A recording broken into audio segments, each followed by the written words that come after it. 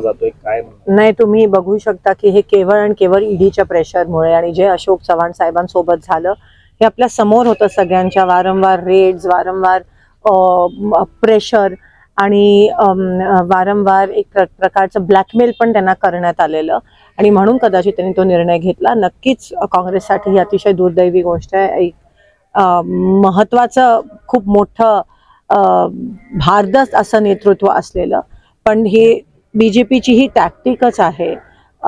ते प्रेशर दाखवून आणि ब्लॅकमेल करून अटक असेल, ईडी असेल, प्रत्येकाला त्यांच्या भवितव्याची विचार करायला लागते आणि त्या पद्धतीचं ब्लॅकमेल करून बीजेपी हे प्रत्येक पक्षाच्या नेत्यांना आता त्यांच्यामध्ये घेण्याचा प्रयत्न करत. काँग्रेसचे 2 माजी मुख्यमंत्री भाजपमध्ये येणार असं म्हटलं गेलं. हे सगळे एक तर गेलेले आहेत, दुसरे सुशीलकुमार शिंदेचं पण नाव. ह्या सगळ्या अफवा आहेत. साहेबांनी मी ऑलरेडी स्पष्टीकरण दिलंय त्याबद्दल मला काही बोलायचं नाहीये, ते शक्य नाहीये. पण अर्थात जे काही आज चव्हाण साहेबांना हा निर्णय भीतीपोटी असेल, प्रेशरमुळे असेल, तो निर्णय घेतला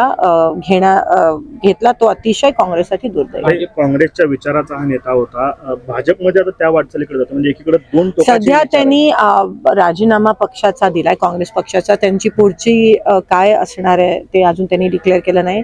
नक्कीच त्यांचे वडील मुख्यमंत्री होऊन गेले, त्यांच्या मिसेस पण आमदार होत्या, मी त्यांच्याशी देखील बोलली. तर एकंदरीतच जे स्ट्रेस लेवल होतं, ज्या पद्धतीत त्यांच्या बरोबर माइंड गेम्स खेळले गेले भाजपकडून, त्याचा तुम्ही म्हणजे मी काय रेकॉर्डवर नाही आणू शकत, पण असा विचार केला तर अतिशय हताश होऊन त्यांनी हा निर्णय घेतला. त्रास देणं सुरू आहे अजून काँग्रेस 100%. खूप जणांना तुम्हाला माहिती आहे पेपरमध्ये दररोज येतं ज्या पद्धतीत ते त्रास देत आहेत आणि ह्या लेवलचं राजकारण हे पहिल्यांदाच आपल्या देशात किंवा आपण महाराष्ट्रात आपल्यातही कुठेतरी कोंडीत पकडण्याचा प्रयत्न केला जातो. माझ्याबद्दल अफवा पसरवतायत. मला ते ईडीबीडीचं काही आमच्याकडे नाहीच आहेत संस्था वगैरे, त्याची भीती नाहीये, ते अफवा पसरवतायत. पण एक भारताची नागरिक म्हणून माझे जे तत्व आहेत, ज्याच्यासाठी मी राजकारणात आली, तत्व ते एनिवेज पटत नाहीत मला बीजेपीचे किंवा काँग्रेस सोडून इतर पक्षाचे, तर तो निर्णय कधीच होऊ शकतो. राज्यसभेवर काही परिणाम होतील तर या सगळ्या याच्यामुळे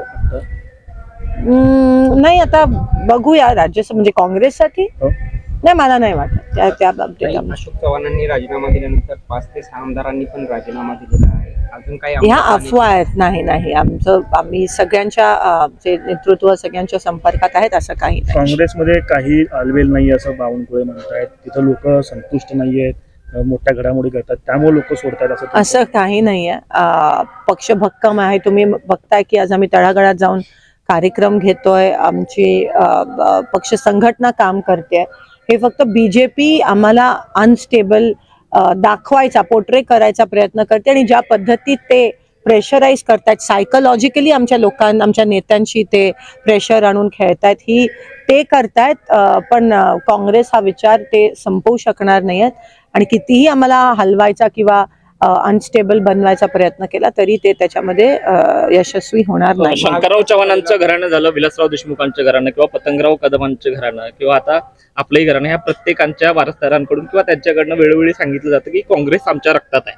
आता अशोक चव्हाण तर गेलेले आहेत, अमित देशमुखांना पण अधूनमधून ऑफर असतात. पतंगराव कदमांचे चिरंजीव विश्वजित कदम यांना पण तिकडनं लोकसभेसाठी उभा केलं जाईल अशी चर्चा सुरू आहे भाजपकडून आणि तुमच्या पण नावानं पुढे सोडल्या जातात. ते तुम्हाला तेच सांगते, ते अफवा पसरवण्यात माहेर आहेत आणि हे एक प्रकारची प्रेशर टॅक्टिक आहे त्यांची.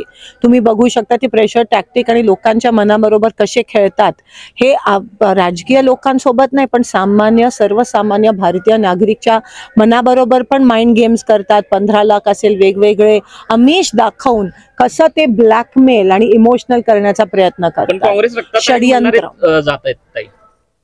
मी तुम्हाला सांगितलं की त्यांना तो निर्णय का घ्यावा लागला.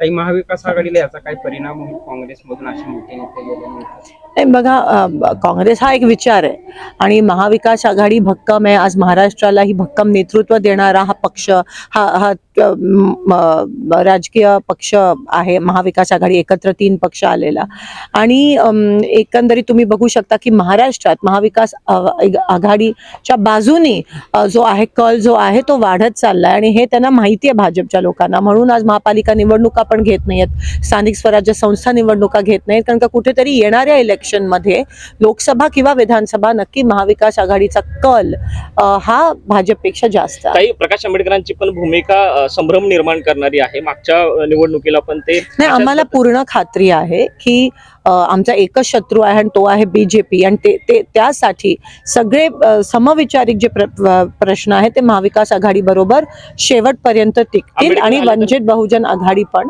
कारण का सगळ्यांचा शत्रू हा भारत आहे, भाजप आहे. आणि आमचे तत्व आहेत की भाजप जो जात पात धर्म मानणारा फक्त हे आणि काम न मानणारा जो पक्ष आहे त्यांच्या विरोधात आज आम्ही लढत आंबेडकर महाविवाद येतील अशी खात्री आहे तुम्हाला? आहेतच आहेत ते ना? आहेत ना.